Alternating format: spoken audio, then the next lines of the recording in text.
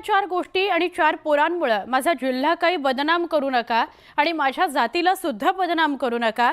आम्ही एकमेकांकरता धावणारी लोक आहोत असं आवाहन पंकजा मुंडे यांनी केलं। तसंच आयुष्यात वाटला नाही असा कॉम्पिटिशन झाला। दादा तुम्ही बीड जिल्ह्याला आयुष्यात मिळाला नाही असा विकास तुम्ही द्या आणि अशी मागणी पंकजा मुंडे यांनी केलेली आहे। अजितदादांना उद्देशून त्यांनी असं म्हटलंय, कारण अजितदादा आता पालकमंत्री आहेत। दुसरीकडे चुकीच्या कृत्यांना आम्हाला शिकवू नका, आम्ही चुकीचं काही करतही नाही, तसंच आम्ही कुणाला भीतही नाही, जे करतो ते डंके की चोट पे करतो असं मोठं विधानही त्यांनी यावेळी केलं। उगी 4 गोष्टींमुळे 4 पोरांमुळे माझ्या जिल्ह्याला बदनाम करू नका, माझ्या जिल्ह्यातल्या जातींना बदनाम करू नका, माझ्याही जातीला बदनाम करू नका। आम्ही एकमेकांसाठी धावणारे लोक आहोत, एकमेकांसाठी कष्ट करणारे लोक आहोत। त्याच्यावर पोळी भाजणारे माणसं आम्ही नाहीच, कारण आम्ही सत्ता कधी चाखलीच नाही। खूप कमी सत्तेमध्ये खूप मोठं नाव कमवणाऱ्या गोपीनाथ मुंडेंची मी मुलगी आहे।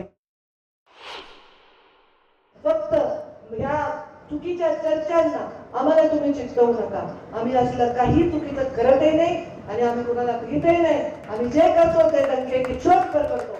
आणि माझ्या या जिल्ह्यामध्ये मला घाबरतात ते लोक दादा ऑफर करायला, काही तुम्हाला आवडत नाही, काही असं आहे ते तसं आहे, माझ्या समोर माणूस घाबरतो।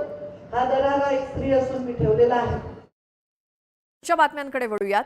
मी जन्मात कधी विचार केला नव्हता की पवार कुटुंबाचा व्यक्ती बीडचा पालकमंत्री बनेल असं वक्तव्य भाजपच्या नेत्या पंकजा मुंडेंनी केलं। बीड शहरामध्ये एका दैनिकाच्या कार्यक्रमात त्या बोलत होत्या आणि यावेळी व्यासपीठावर राज्याचे उपमुख्यमंत्री अजित पवार सुद्धा होते। पवार कुटुंबाचा व्यक्ती बीडचा पालकमंत्री बनेल असं वाटलं नव्हतं। तुमच्या विचारांचा असेल, पण तुम्ही स्वतः वेगळा अनुभव आमच्यासाठी असेल। एकदा अशी परिस्थिती निर्माण झाली तेव्हा मी स्वतः म्हटलं होतं की अजितदादांना पालकमंत्रीपद देऊन बघा, आपल्याला आपल्या लेकरांचे कान बाहेरच्या व्यक्तीने टोचले तर दुखत नसतं, असं देखील पंकजा मुंडे म्हणाल्या।